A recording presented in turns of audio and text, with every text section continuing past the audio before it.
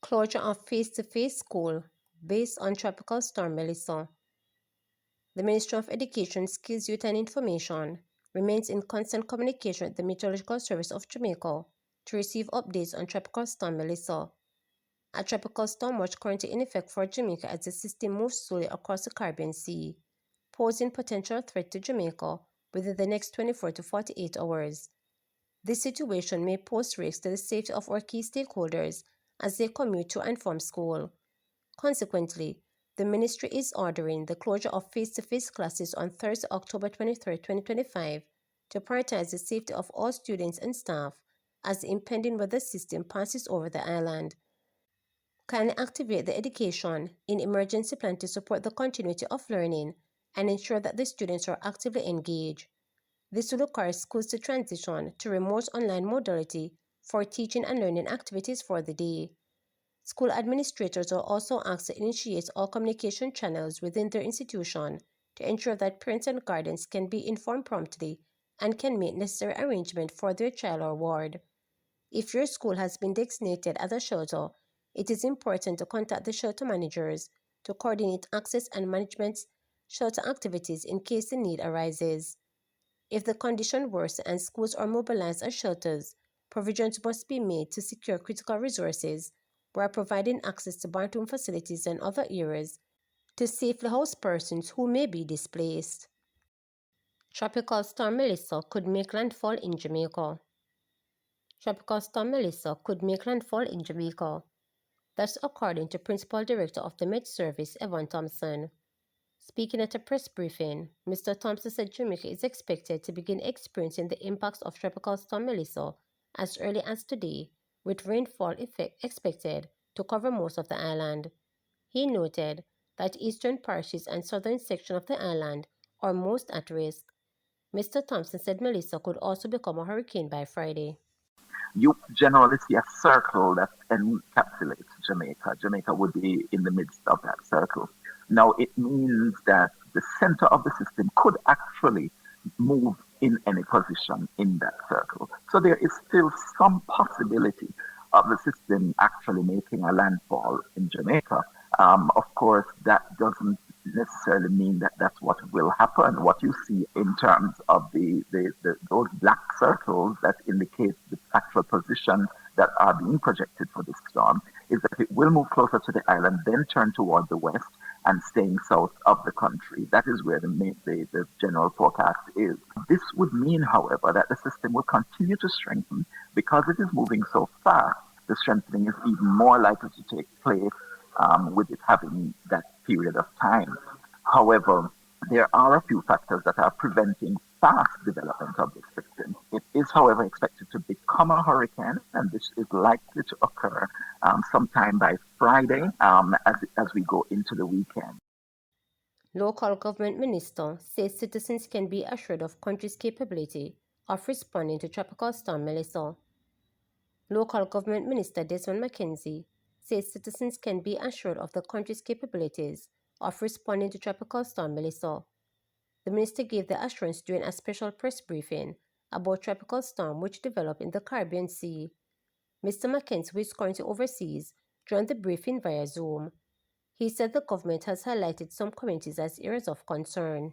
I again want to reassure the country of Jamaica's readiness to face up to this challenge that is imminent. The Office of Disaster Preparedness and Emergency Management, along with the municipal corporations, have been meeting extensively over the last 2 weeks, and the country can be rest assured of our capabilities in terms of responding. I want to say that our shelters, the 800 and odd shelters, have been inspected. Our shelter supervisors, managers, and volunteers are on standby. We have pre-positioned relief supplies in various sections of the island. We are also putting emergency equipments and teams in areas that we know are challenging areas. We do have a list of the areas that we need to pay attention to. There are some particular communities in Jamaica that we are concerned about. Those communities know themselves, but I just want to mention a few. Rocky Point in Clarendon is one area. Taylorland in the eastern part of the island is another. We have the Duane Park area, New Haven, and several other communities. The Burger Gully, the McGregor Gully are two areas of concerns. Presently, we are undertaking operations in that sections of East Kingston by installing over 1,000 sandbags based on the inspection that was undertaken by the ODPEM along with Minister Morgan's team and the other agencies. So, Jamaica, I can only appeal to you to listen to the bulletins, to take heed of the various instructions that have been given. Dawes warns against fraudulent use of his image in advertisements. Member of Parliament for St. Andrew South East, Dr. Alfred Dawes, says his name, image and likeness are being fraudulently used in online advertisement promoting treatment and supplements for diabetes, hypertension, and pain management. In a statement on Wednesday, Dawes' office shared Dr. Dawes has no affiliation or endorsement relationship with any company, product, or service offering these treatments or supplements. These unauthorized advertisements appearing on various social media platforms and websites are entirely false and misleading. Commenting on the issue, Dr. Dawes shared, I wish to make it absolutely clear that I have not endorsed, partnered with, or promoted any medical products, supplements, or miracle cures online. My professional focus remains on providing legitimate, evidence-based medical care through my registered medical practices. Members of the public are being asked to exercise caution and to report any such advertisement directly to the Cybercrimes Unit of the Jamaica Constabulary Force or to the relevant social media platform for removal. This statement warns that the use of Dr. Dawes' image and professional reputation in this despicable manner is a serious matter and may result in legal action against the parties responsible. JPS activates emergency operation ahead of Tropical Storm Melissa. As Tropical Storm Melissa approaches Jamaica, the Jamaica Public Service Company JPS is activating its emergency operations plan to coordinate a swift response in the event of damage to the island's power network.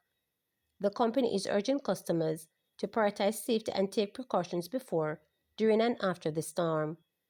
We are particularly concerned about this system, said Lance Becker, Chief Operating Officer at JPS. The soil is already waterlogged for several days of rain, and the system is expected to bring more. What this means is that we will likely experience flooding and landslide that could impact the network, causing outages. In preparation, JPS is strengthening its response capacity through mutual aid partnership with regional contractors. It said the first team of overseas line workers from St. Vincent arrived on the island on Wednesday to support the restoration efforts if needed. Customers are being advised to take keen safety measures including checking that service wires are properly secured and free from damage, identifying the location of their circuit breaker, and ensuring backup generators are fuel and operational. Those with solar system should confirm that batteries are fully charged and that setting prevention backfeeding onto the JPS grid a safety hazard for both the public and the JPS crew. The company is also recommending that customers unplug large or sensitive appliances to protect against power surge and secure solar panels, roof fixtures, or other items that could be dislodged by high winds. Households are encouraged to keep flashlights, mobile chargers, and battery-powered radios on hand in case of extended outages. JPS has assured the public that restoration efforts will begin as soon as it is safe to do so.